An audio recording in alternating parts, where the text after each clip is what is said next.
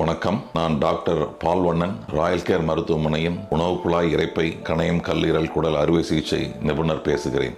வருடம் மே 29ஆம் தேதி உலக செரிமான ஆரோக்கிய தினமாக கொண்டாடி கொண்டிருக்கிறது. இந்த வருடமும் மே 29ஆம் தேதி உலக செரிமான ஆரோக்கிய தினமாக நாம் அதை அனுசரிக்க போகிறோம். அது சம்பந்தமாக ஒரு சில விழிப்புணர்வு தகவல்களை உங்களுக்கு சொல்ல வேண்டும் என்று நாங்கள் விரும்புகிறோம். குடல் சம்பந்தப்பட்ட புற்றுநோய்கள் சமீப காலமாக அதிகமாகிக் கொண்டு வருகின்றன. கடந்த 20 வருடங்களாக அது சம்பந்தமான பிரச்சனைகளை நிறையவே பார்க்கிறோம். இன்னும் சொல்ல போனால் குறைந்த வயதில் யங் பீப்புளுக்கு கூட அந்த பிரச்சனைகளை பார்க்க முடிகிறது. இப்ப முதல்ல எல்லாம் 60-70 வயதில் பார்த்து கொண்டிருந்த பிரச்சனைகளை இப்பொழுது 40 வயதிலேயே பார்க்கிறோம். ஆண்கள் பெண்கள் இருபாலருமே 40 வயதுக்கு மேற்பட்டவர்கள் ஒரு சில பிரச்சனைகள் நம்முடைய உடம்பில் வரும் பொழுது அதை ஆரம்பத்திலேயே அலட்சியப்படுத்தாமல் அதை கொஞ்சம் கவனமாக எடுத்து பரிசோதிக்க வேண்டும். உதாரணத்துக்கு உணவு விழுங்குவதில் சிரமம், சாப்பிட முடியவில்லை, பசி இல்லை, எடை குறைவு, ரத்த சோகை, மஞ்சள் காமாலை, கடினமான வயிற்று வலியில் தொடர்ந்து அவதிப்படுவது, மலம் போவதில் கஷ்டம், அதாவது மலம் ஒன்று அதிகமாக அடிக்கடி போவது அல்லது போகாமல் சிரமப்படுவது, அல்லது மலம் போகும்போது அதனோட ரத்தம், தளி, சீதம் இந்த மாதிரி கலந்து போவது, இந்த மாதிரி ஒரு சில பிரச்சனைகள் ஒரு குறிப்பிட்ட வயதுக்கு மேல், அதாவது 40 வயதுக்கு மேல் ஒரு 3-4 வாரங்கள் தொடர்ந்து இருக்கின்ற பொழுது இந்த பிரச்சனைகளை பொதுவாக நம்ம வீட்டு உணவு பக்குவங்களில்